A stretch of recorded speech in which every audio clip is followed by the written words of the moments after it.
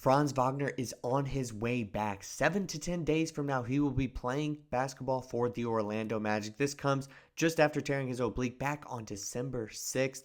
The rehab process has gone well. He's going to be rejoining the team. He has already returned to reconditioning. This is another piece of great news in the couple more that we're going to get before he ends up joining the team officially. Guys, welcome into Magic Digest. I'm your host, Patrick Previty. This is the channel where we talk about the Orlando Magic just about daily, so make sure that you subscribe. It is the easiest and best way to support the channel. I'm trying to build an Orlando Magic basketball community here on YouTube. That's the easiest way to also join it.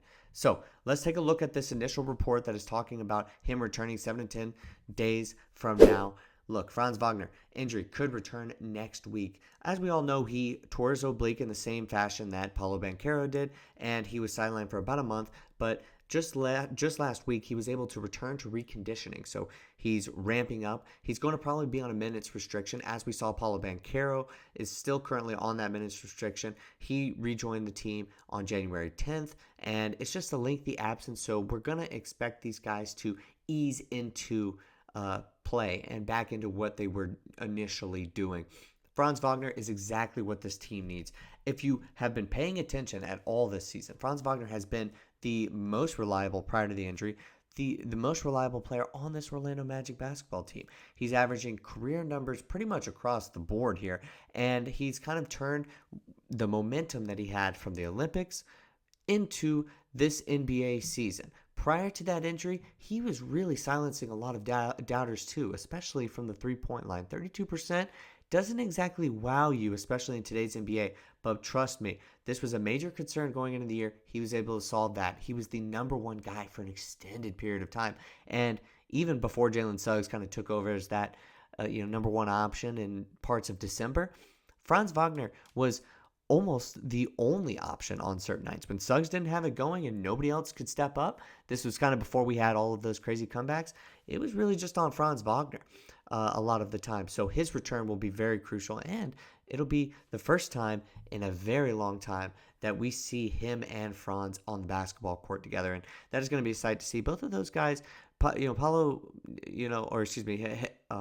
and Paolo on the basketball court together. We've seen Paolo have some injuries over time. He was dealing with his ankle early on in his career, but Franz has been an Iron Man. So for him to come back, we'll see. It's just great for this basketball team. Something that Mosley needs for sure, especially when you're trying to play with the different lineups and that sort of thing. Let's move on to what exactly this team is doing right now. Well, when we take a look at how the game went last night, it wasn't very pretty. This is the box score against the Boston Celtics. Now, obviously, you're going against the defending champion. They're 29-12. They're not really missing anybody right now, and you're on the road. It's not going to be pretty, potentially. And Tristan da Silva seems to be really slumping right now, taking a bit of a backseat to Paolo Banchero, not really finding his way, but he's still getting plenty of minutes. And while Paolo Banchero's on that minutes restriction, he's playing well, but he hasn't really shot the ball well in the last couple of games and hasn't been as efficient as he was in his initial return to play. But still, 21 points is 21 points, and we are going to definitely ask him to take 20 shots per game, probably even when Franz returns. But this team could use another scorer because right now Cole Anthony's got 23 points. That's great. He seems to have found his groove and is not going back to his old slumping self. But when I take a look at this bench, we got nobody else. You got Anthony Black coming off the bench, but we don't really got much there. And Jonathan Isaac, not really counting too much on him. Queen, are we going to rely on him? And then Corey Joseph and Caleb Houston are just seeming to get in cardio. There needs to be more scoring on the bench. I think we're all aware of this. And while the defense may be sharp at times, the offense just can't hang, especially whenever you're you're playing these NBA teams and they're going to shoot the three at a high clip, no matter what. Better offense beats, great offense beats great defense. Better offense always prevails. And it's just at the end of the day not going to change. So no matter how good your defense is, you're going to have to adjust. You're going to have to end up scoring the basketball. And Franz Wagner is going to come in and help this team do that. Another point, if you missed last night's game, was that Paolo Banchero got poked in the eye pretty hard. That was his right eye in the post-game press conference. Shout out Jason Beat. Obviously, get all of the reports from him. He's the number one source for Orlando Magic basketball. That's why he is so great. Now, what was one of the biggest things that was coming out of this game was, oh my goodness, is he hurt again? Not again. We can't possibly have this, right? Paolo Banchero is not hurt again. Well, it seems like he's okay. Obviously, clearly not great looking, but scratched his eye, but nothing to really be too concerned about. Didn't miss much time at all and was able to get back out there on the court. And you got to be happy about that. So Paolo Banchero made it out alive, but it was a close one. It was a close one. Would have liked him not to scratch his eye or anything like that. We'll see if he ends up wearing goggles. I doubt it, but you can never be too safe. So a little bit of injury scare there, but for the most part, this team doesn't have any extra injuries than they did prior. Let's take a look at the Nuggets game. So this Orlando Magic team is 23-20, fallen out of the playoffs. They're now in the play-in. They're the 7th seed in the Eastern Conference. They go play the Nuggets tomorrow. Franz won't be back just yet. But this is the injury report that was released so far. So here's what we know. Jalen Suggs is going to be out again with a low back strain. He's ramping it up as well. So he's not too far too far back from where Franz is right now. Franz in that return to competition reconditioning, as I mentioned earlier, 7 to 10 days. We're talking like maybe 5 business days here. So we're still another week out. He's not going to play against the Nuggets. Gary Harris still out with the left hamstring strain.